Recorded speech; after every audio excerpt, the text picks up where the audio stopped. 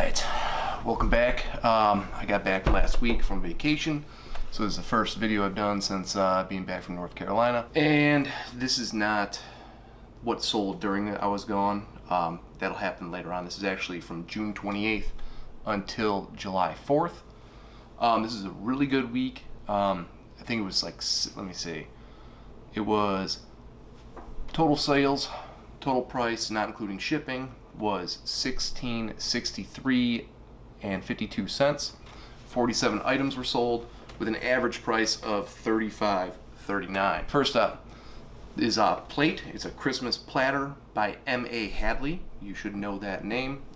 She does stoneware, fairly common where I'm at. I find them quite, at least like once a week I'll find something by M.A. Hadley. If it's priced enough to buy, then I'll get it. If not, sometimes that they'll, throw a ridiculous price on there.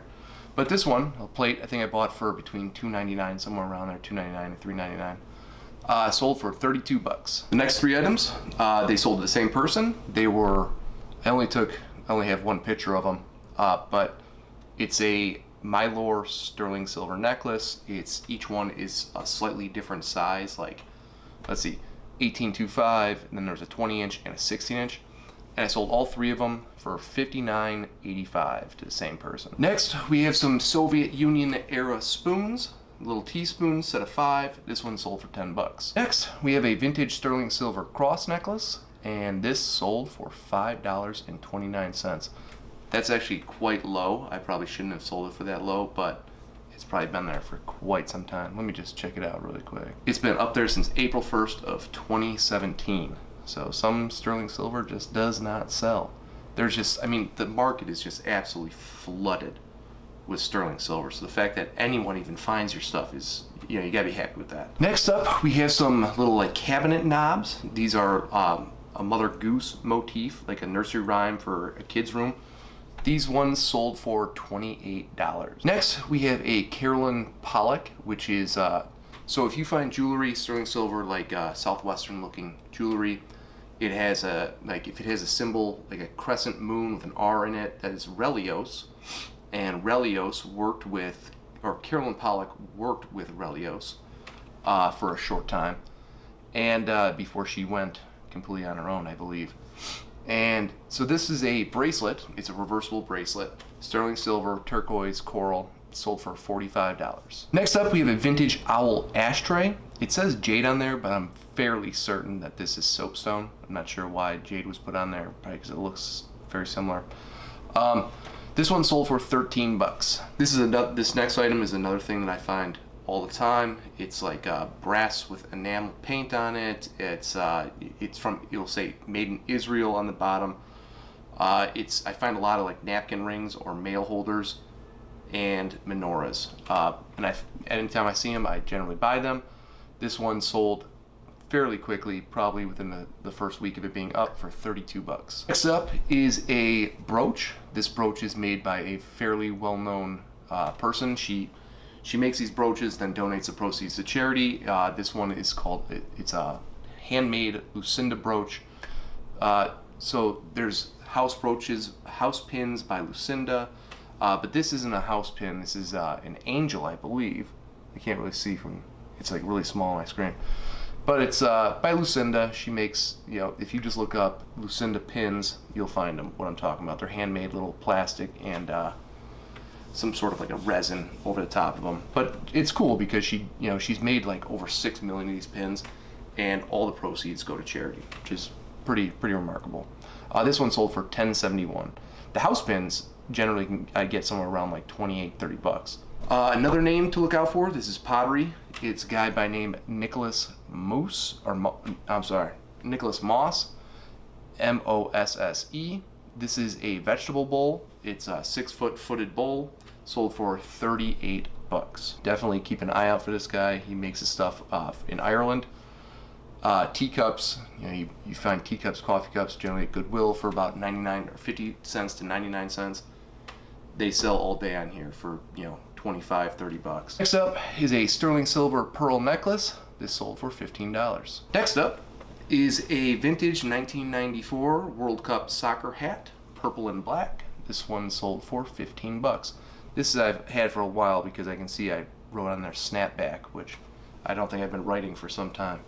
Let's see here. Yeah, March of 2017. Next up is a sterling silver Southwestern style bracelet. This one sold for $18.50. Next is kind of a cool little thing I found. It's like a souvenir. It says first mate. You know, if you're going on a trip somewhere, you might get your wife. It's a first mate key, little brass key. Sold for $12.60. Next up, I've had these for a while. I bought a whole lot of like Apple II video games and different floppy disks. This is Sergeant MacArthur's War Battles for Korea, and this one sold for $8.40. Oh, so I go through these and I don't really know what's in there, but this is, so I mentioned earlier about the M.A. Hadley. This is another one, but this is, there was two of them that sold the same person. They're Christmas trees.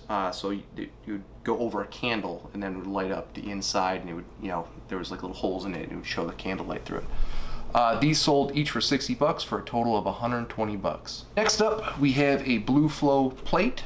This is, looks to be like an antique Royal China plate, and it sold for $8. Next, we have a sterling silver blue bead bracelet, and this sold for $5.66. Next, we have a vintage sterling silver barbed wire bracelet, and this sold for 10 bucks. So, you know, again, if you're making over the price of scrap, you're doing well. All right, next up, we have a vintage pewter Connecticut whale lapel pin. This is one of those weird things. You know, like I said, if you can get a vase full of these lapel pins, you know, just get them, because you never know what's going to be in there and what's going to sell. But this one, just a weird little whale pin someone bought for 8 bucks. Next up is a baseball card. I don't generally buy baseball cards. I mean, 9 times out of 10, I mean, even more than that, like 99 out of 100 times, I walk in there, there's baseball cards all over the place. But I think it was a few years ago, I went in there and there was a bunch of like Jordans, and they're all these packs of cards, they were all in like the little hard cases. You know, each card was individually in a hard case, and so I bought them all, and all the good ones sold. But you know, I have a bunch of them that just sell randomly here and there. This is a Jason Kidd rookie card, and it sold for $1.39. Next up, we have a vintage Lucky You. It's like it almost looks like a rosary, but it's not. It's by Lucky brand. It has a little Lucky You thing on there. It's got a cross. It sold for $34. Next up is a 10 karat gold pearl necklace. The 10 karat gold is only on the clasp. Pearl necklaces don't really sell that well, if they sell at all. This one has been up there for a while, I'm sure, and it sold for 32 bucks. Next, the next two items sold to the same person. One of them is a pair of earrings, sterling silver Aurora Borealis dangle earrings, and the other one is a opal dangle earring. They both together sold for 23 bucks. Next up, Swarovski, which is a crystal maker. This is a necklace by Swarovski. I never pronounce it correctly. I know I say that a lot, but I have trouble pronouncing things.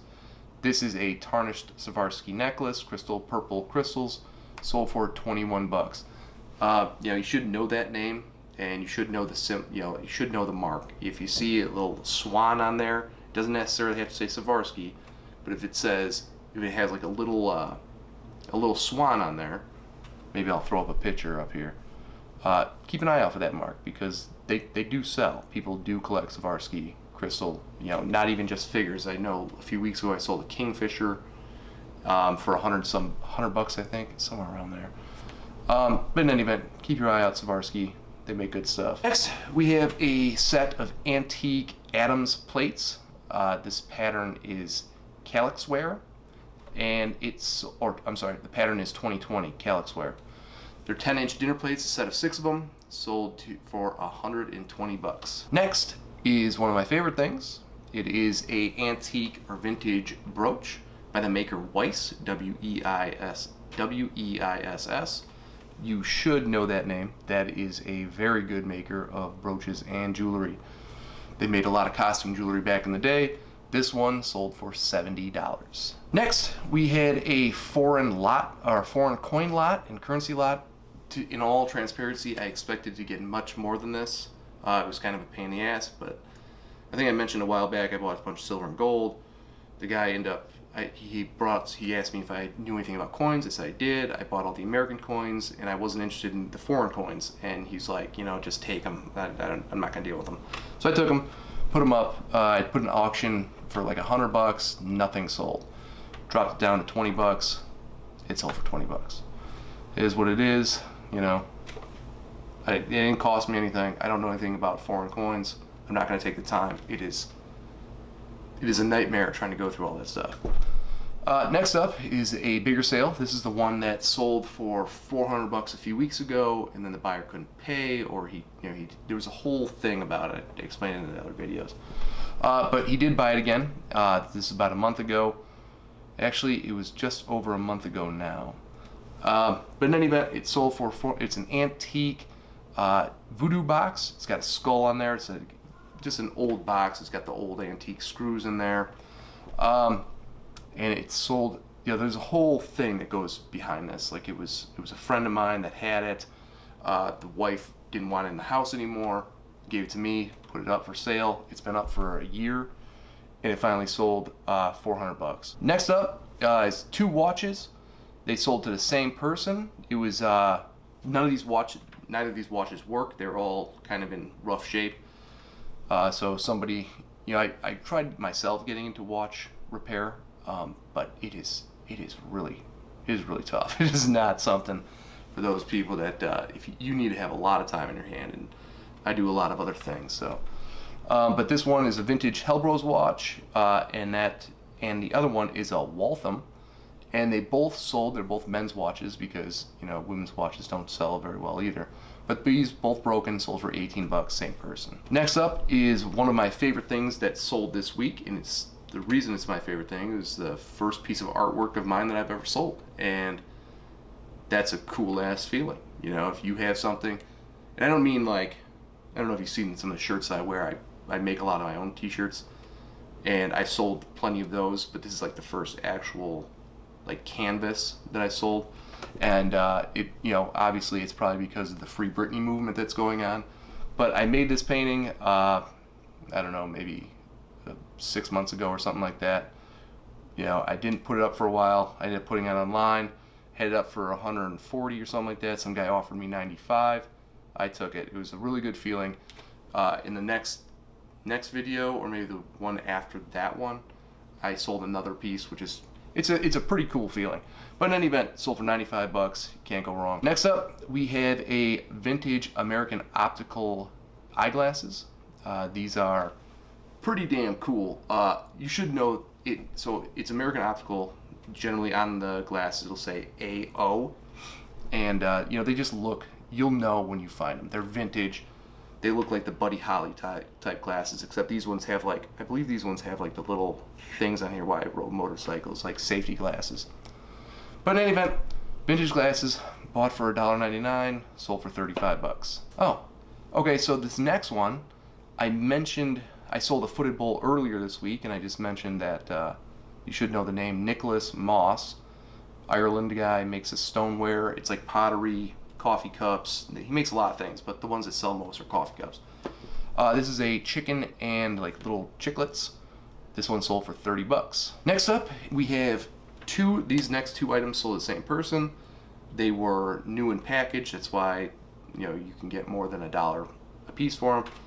But they're new in package. Oneida silver plate. One was a pie server, I believe. Let's see, a tomato spoon and a slotted spoon. So not a pie server. Tomato spoon and a slotted spoon, both sold the same person for $21.97. Next up, we have a pair of Burger King, the Star Trek figures. So these were given out as Burger King figures in a Happy Meal or something.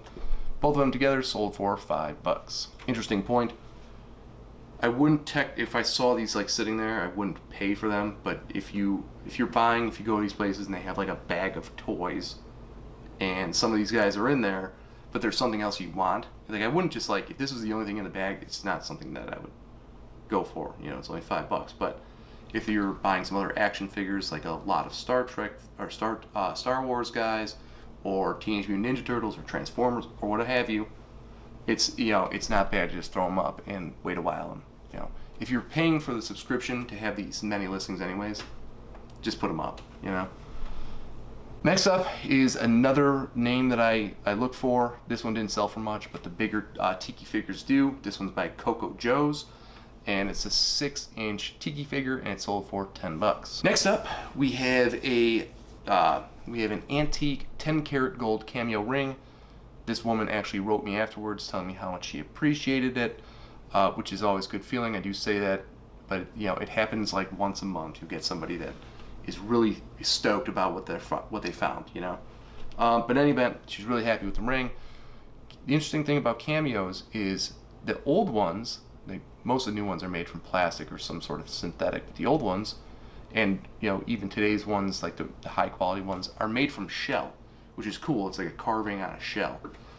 Or, you know, they do some other things, like Tiger's Eye has a lot of them too. But in any event, this one sold for $140. Good stuff. Next up is a vintage resin pyramid. It was like a little trinket box, something like a little souvenir you would get if you visit Egypt. In any event, it sold for $13.86. Next up, we have a sterling silver aquamarine diamond accent ring, and it sold for $22. Keep that in mind because I believe next week is the week I sold a ring for $1,200. So it's just the difference between a genuine stone and one that's been like heat treated or synthetic.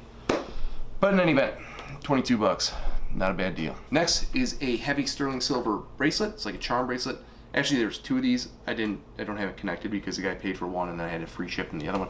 In any event, it was 2 charm bracelets made out of sterling silver. Didn't have any of the charms on it, just like a charm bracelet, which is more difficult than you think to sell because when someone puts in charm bracelet, it generally comes up with a bunch of older charm bracelets with charms on them.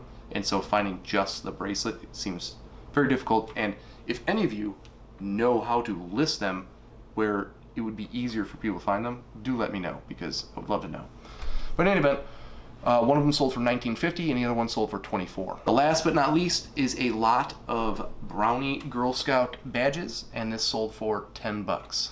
Alright, so I'll be back next week with another video. Hopefully that's the week, I believe it is July 12th.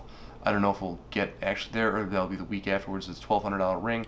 I don't know, again, I haven't looked it up. But I do see that the next things that sell are pretty decent. Alright, well I'll see you next week.